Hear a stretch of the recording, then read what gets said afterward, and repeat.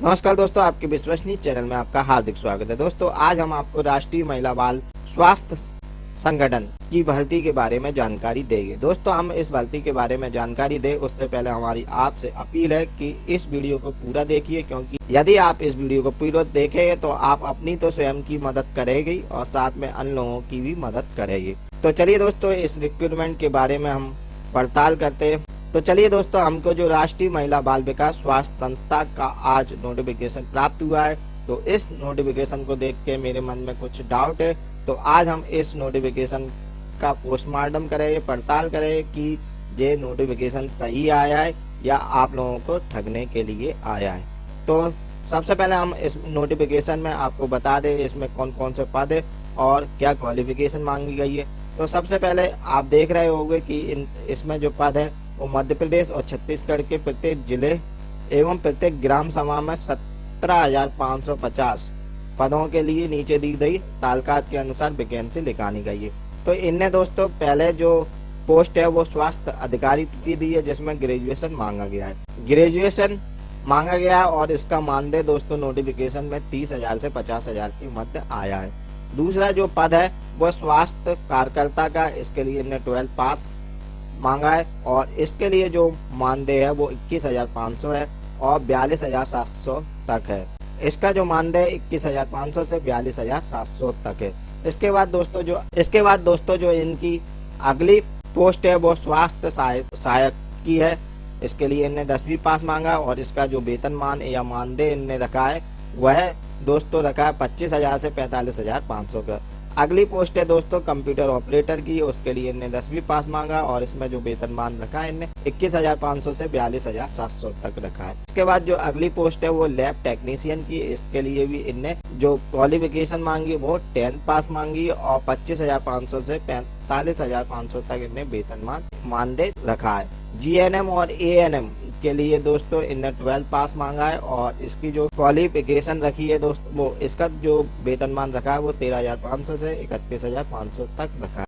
इसके बाद दोस्तों ड्राइवर की पोस्ट है, इसके लिए इन्हें क्वालिफिकेशन 8वीं पास रखी है और इसका वेतनमान रखा है वो 20,500 से 35,700 तक रखा है।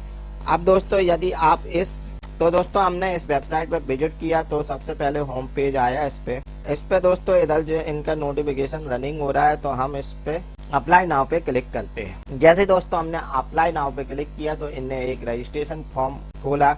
इस फॉर्म में आपसे ही ये टाइप कराने को कह रहा है कि आप पोस्ट नेम टाइप करें।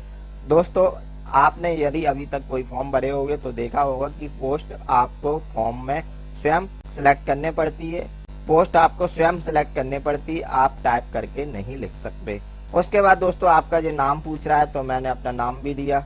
अपने पिताजी का नाम पूछ रहा है तो मैंने अपने पिताजी का नाम दिया। माताजी का नाम पूछ रहा है तो मैंने अपनी माताजी का नाम दिया। इसके बाद दोस्तों जो एड्रेस पूछ रहा है तो मैंने एड्रेस में कुछ भी पता भर दी। उसके बाद दोस्तों जो आपसे डिस्ट्रिक्ट फिल करने को कह रहा है, जबकि आपने अभी तक और ऑनलाइन फॉर्म भरे होंगे तो आपने देखा होगा डिस्ट्रिक्ट स्टेट को चॉइस करने के बाद और फॉल्ट जे है लग रहा है दोस्तों। चलिए दोस्तों और आगे देखते हैं। उसके बाद दोस्तों इसमें पिन नंबर डालना है। पिन नंबर डालने के बाद दोस्तों अब आपको इसमें नेशनलिटी डालनी है तो नेशनलिटी आप कुछ भी डाल सकते हैं। इंडियन है तो इंडियन डाले। उसके बाद दोस्तों नेक्स्ट स्टेप इसमें डेट ऑफ बर्थ डालनी है तो मैंने डेट ऑफ बर्थ डाला। अब इनने सिर्फ जेंडर सिलेक्ट करना है और जेंडर सिलेक्ट किया दोस्तों। उसके बाद दोस्तों ये कैटेगरी पूछ रहा है। एक और फॉल्ट है दोस्तों, कैटेगरी जनरल, OBC और SC और ST के लिए एक ही इनने कैटेगरी रखी है, जबकि ऐसा नहीं होता। उसके बाद दोस्तों जो आपका आधार कार्ड नंबर मांग रहा है तो 12 अंक का आधार कार्ड होता है तो मैंने 12 अंक दर्ज कर दी। उसके बाद दोस्तों जो एक मोबाइल नंबर पूछ रहा है तो मैंने मोबाइल नंबर दर्ज कर दिया। उसके बाद दोस्तों जो एक मेल ID पूछ रहा है तो मैंने एक मेल ID दर्ज कर दी। उसके बाद दोस्तों जो क्वालिफिकेशन पूछ रहा है तो ये ड्राइवर की पोस्ट 8 से थी तो मैंने 8 ही सबमिट कर दी। उसके बाद दोस्तों हमने सबमिट बटन पे क्लिक किया तो देखा दोस्तों कि सबमिट बटन पे क्लिक करते ही हमारे सामने ना तो कोई एप्लीकेशन फॉर्म आया ना कुछ आया, सिर्फ ये आया form has been successfully submitted, thank you. तो दोस्तों इनने हमारा डाटा सबमिट करा लिया है। अब दोस्तों मैं आपको डाउट बताता हूँ इस रिक्रूटमेंट भर्ती में क्या क्या डाउट लगे जिससे मुझे जो लग रहा है कि ये वैकेंसी आपको पैसे बनाने के लिए। आप जो मुझसे क्वेश्चन करें यदि जो भर्ती पैसे कमाने के लिए, तो अभी तो इसने फॉर्म सबमिट कराने की कोई फीस ही नहीं ली। तो दोस्तों मैं आपको बता दूं, ये आपसे डाटा बेस कलेक्ट कर रहा है, उसके बाद आपकी मेल पर या फिर आपको फोन पे या बाई पोस्ट आपको एक लेटर भेजेगा, जिस लेटर में मैं आपसे कुछ ना कुछ फीस, कुछ ना कुछ पैसे डिमांड किए जाएंगे। इस प्रकार के पहले भी मैंने कुछ वीडियो रिलीज करे, जो मेरी प्ले लिस्ट है वायरल सच, उस पे आप ऊपर आई बटन पे आ रही, उस पे इस तरह की और वैकेंसी मैंने पहले भी डाली, उनको देख के आप और उनके कमेंट पढ़ के आप संतुष्ट हो सकते हैं। चलिए दोस्तों अब हम बता दें हमारा एक और क्या क्या डाउट है। सबसे पहले दोस्तों हम आपको बता दें, ये वेबसाइट है जो RASSS.co.in। इस वेबसाइट को जब हमने सर्च किया, पता लगाने की कोशिश करी, तो ये वेबसाइट कौन के नाम से है, तो इनने अपना डाटा हिडन रखा है, मगर कोई बात नहीं। मगर हमें जो एक अच्छी बात प्राप्त हुई, वह ये प्राप्त हुई कि ये वेबसाइट 17/10/2019 को बनी है, यानी कि आज से करीब 2 महीने पहले इसे क्रिएट करी गई है और डाटाबेस तैयार किया गया है। और इनने दोस्तों जो जानकारी दी है उसके हिसाब से ये वेबसाइट उड़ीसा राज्य के द्वारा बनाई गई है। अब दोस्तों इनके अबाउट अस सेक्शन पे हम जाते हैं, इनकी मेन वेबसाइट पे।